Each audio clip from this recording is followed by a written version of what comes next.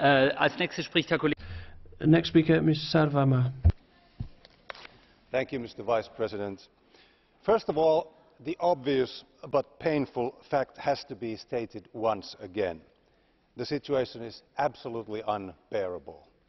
And not just that, but unfortunately, the payment nightmare of the European Union is also such that it won't go away even if we manage to solve the acute cash flow crisis. But we have to start somewhere. So the first thing that should be done is to mobilise all instruments available to cover the shortfall. Every year we commit ourselves to a certain number of programmes. So we all agreed to a certain total of bills, and now those bills have to be paid. This can only be done by temporarily increasing the level of payments, as far as I can see. But as I said, this alone doesn't get us far. As the total sum of outstanding commitments keeps rising year after year, there are only painful answers left, given that we genuinely want to solve the budget crisis, as I suppose we do.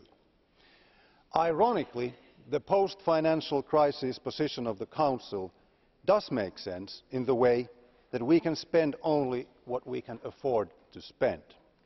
But it is ironic because Member States were there when commitments were made.